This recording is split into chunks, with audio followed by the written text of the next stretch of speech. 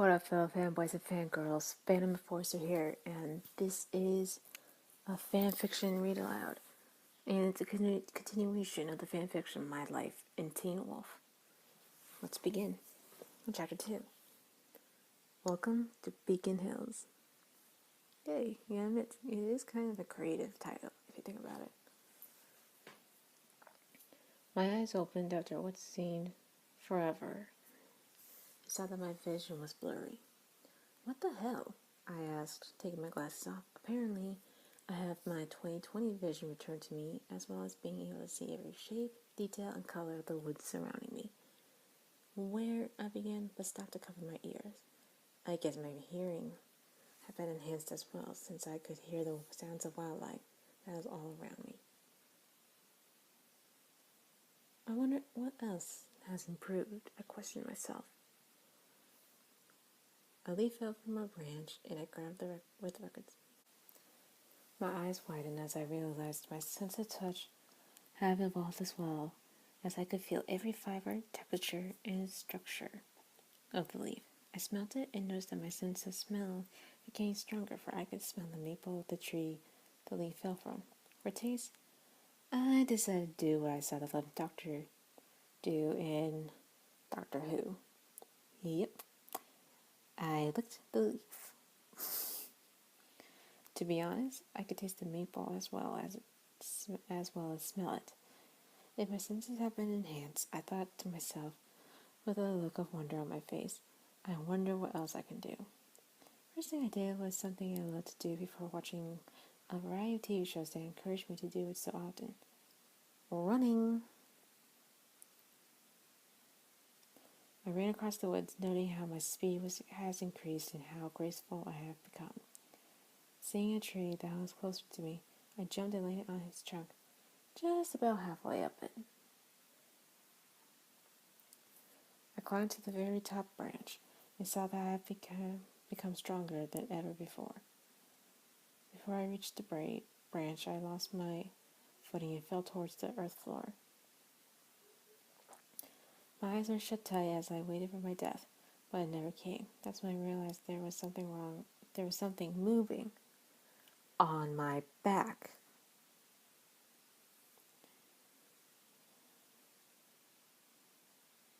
I opened my eyes and saw a pair of fairy wings flapping away, keeping me airborne. Fairy wings flapping away, keeping me airborne. No fucking way, I whispered. Then decided to see if I was crazy or not. I flew to the top branch and landed gracefully on it. I wanted my wings to disappear until I needed them again. Sure enough, they vanished in a small glow of white light. My eyes widened, then quickly took out my phone and looked at the blank screen at my reflection. My curly brown hair that I had cut short had returned to its normal shoulder length. My blue eyes were the bluest of blue, with hints of green in them, and my freckles were gone.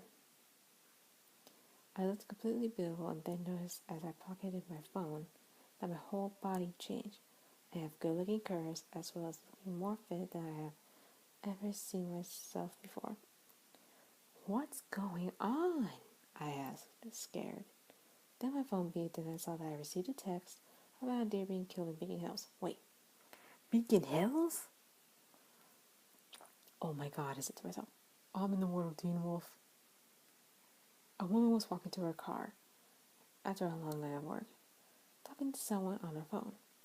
As she hung up, a car came speeding towards her, and she froze in her tracks.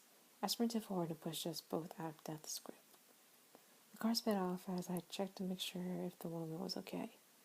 Are you alright? I asked her. She was breathing heavily from just avoiding death, but there were no injuries or trauma that I could sense. Do you need me to get anyone? No, I'm fine, the woman reassured me. Thank you, she added, looking at me. I was just passing by, I told her. There was no way that I was going to be a bystander. I helped her up. Are you sure you're alright? I asked again, double checking. She nodded and I turned to leave. Wait, the woman calls to me as I made it a few feet away. Buying back a smile, I turned to face her.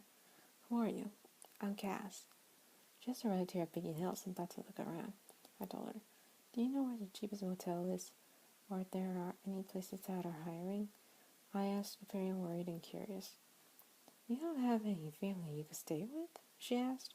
I shook my head. Well, until you find a job that can get you back on your feet, you can stay with my son and me. I beamed at her. Thank you, Miss McCall. Melissa McCall, Miss McCall said, holding out her hand.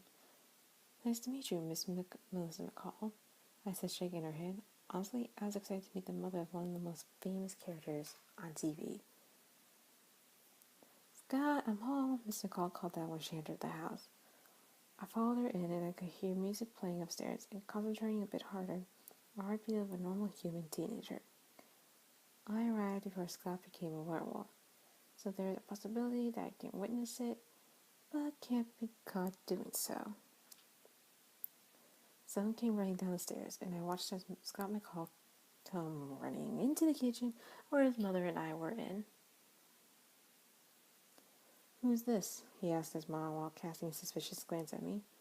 Nice to meet you, Scott. I held out my hand. My name is Cass. He shook my hand, but still looked at me suspiciously. Why are you here? Cass just saved my life after work today, Miss McCall told her now shocked son. A car was going over the speed limit and almost hit me.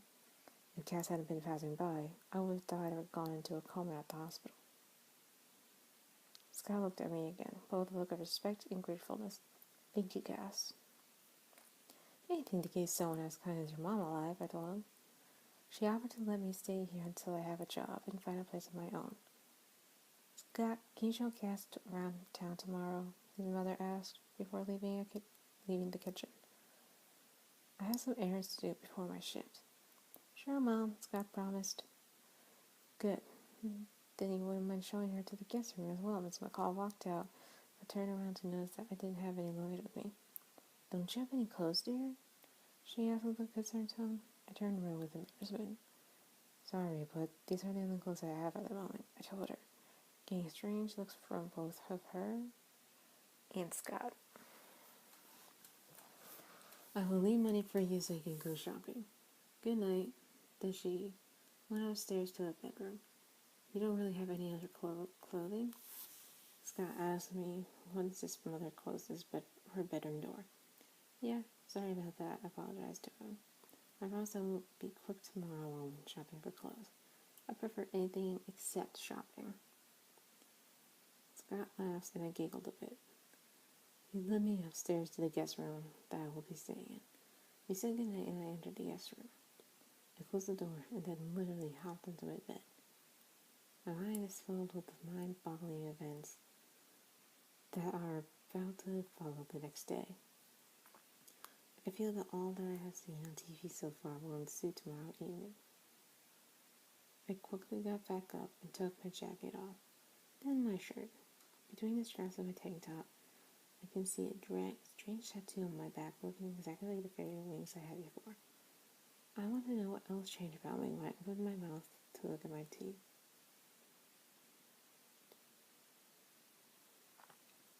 Small things protrude from my mouth and my eyes change into a glowing green that when I gasped, both fangs and eyes disappeared, leaving me back to my normal self. Excuse me. What's happening to me? I asked myself quietly. What's my purpose here?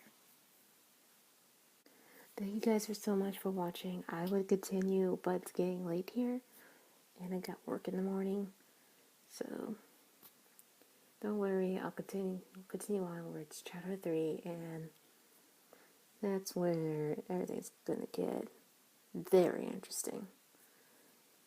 So anyway, thank you guys for watching, and if you want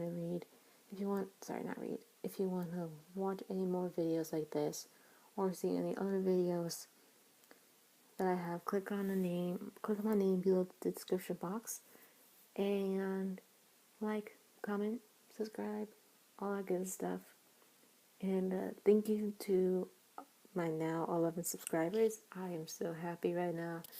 I would be jumping with joy, but I'm a bit tired right now, so yeah, and until next time, guys, I'm a Forcer.